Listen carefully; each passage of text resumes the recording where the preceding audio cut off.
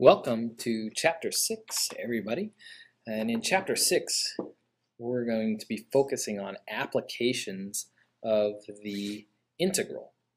And so in order to be able to work with these applications, we're not necessarily going to spend so much time evaluating the integrals as we have in Chapters 4 and 5. And so we're going to use the calculator now to be able to evaluate things. Really, we're going to be looking at how we're setting up the integrals and what we can use these integrals for. And so today is all about using the calculator, the TI calculator, to solve these. Here we have a definite integral in our form from a to b of a function of x with respect to x. And in the TI calculator, there's a function called fnint, which is the integral function. And what we do here is we type this in, and then we enter our function f of x, and we put a comma, and then we put which variable we're going to integrate with respect to. This is x, and then comma, and then we put our limits of integration a comma b, and when we hit enter, it goes ahead and gives us an approximation for that definite integral. Now, function integral is found under math, and it's number 9. We're going to take a look at it through two different calculators here, the TI-84 plus. Okay, so if we go into math, and if we scroll all the way down, you're going to see fnint. You can also see it's the number 9, so you could just push 9, and there we go. Now, in my calculator, it's kind of set up more visually the way we're used to seeing it. And so we put our limits of integration here and here. We put our function right here, and then the variable that we're integrating with respect to. So let's just do our first example here. So we're going to put 1 to 2. Our function is x squared minus 3, and this is with respect to x. Then we'll hit enter, and there we see negative 0.6666 repeating.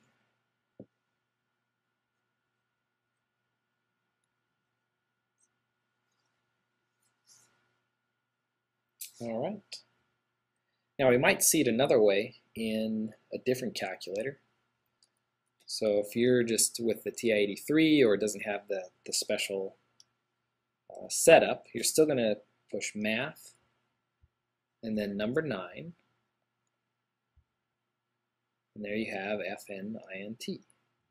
And you do the same thing, where you just type in x squared minus 3. So there's your function. And then comma. This is going to be with respect to x, and then comma, we want 1, comma 2.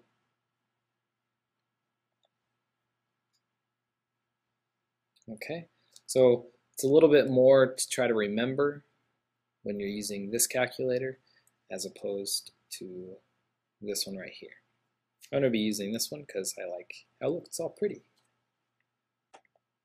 So let's try our next one. Okay, so it's math 9. We're going to go from 1 to 4. This is going to be 3 square root of x. And I'm going to just say with respect to x. So even though the problem says t's and dt's, you can just use x and dx, and that'll work just fine. Here we get 14. So you can see this is going to be a huge time saver when we're working with these applications. All right, in our next example, letter C here, you can see we have a trig function. And so we have to make sure that we are in radian mode. So just check your mode real quick, that it says radian. We're good to go. Okay, so again, math 9, so we don't have to scroll all the way down. and then 0 to 3 divided by 4 and pi. We should be fine there. And then sine of x with respect to x. And we'll hit enter. We get 1.707.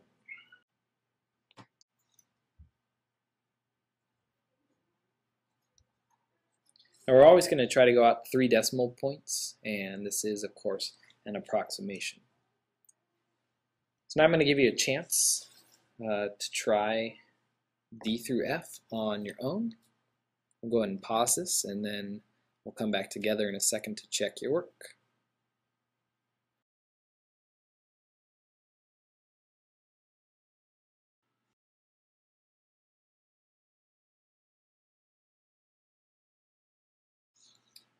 Alright, next we're going to take a look at how we can also find the definite integral using our graphing functions. So the example says, sketch the graph of the function and shade in the region found by the definite integral.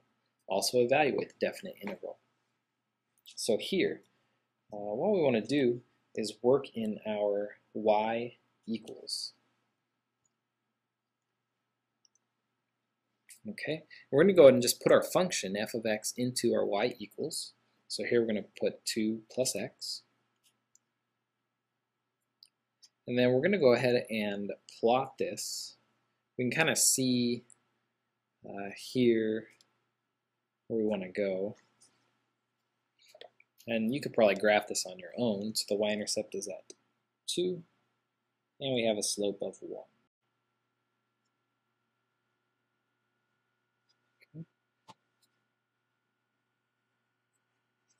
And our calculator sketch looks pretty good right there. Now, you can see that this integral is going to go from 0 to 2.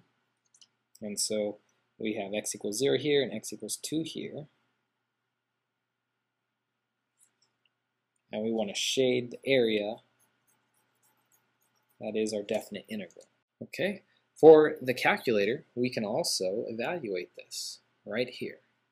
So we want to go second, calc,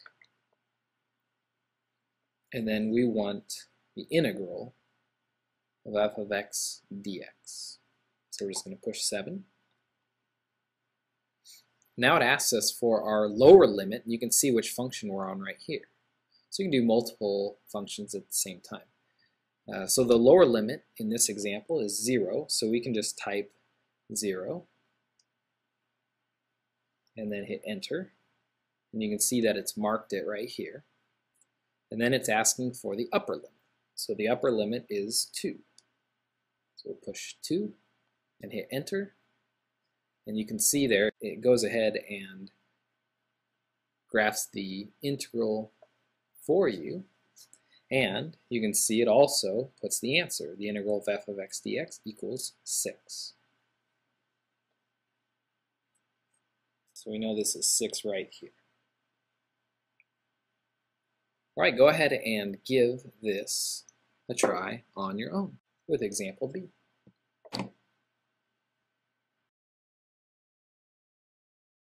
All right, let's come back and take a look here. You should have gotten 6.6, and here is the sketch that I made. You can see the y-intercept is at 4. This is negative, so it's pointing down, and then it's just our x squared, so we get this here. We have the integral from -1 to 3 shaded right here, and here is the calculator, and that looks pretty close to the same with our integral right here. So that's it for using our calculators, and thanks for listening.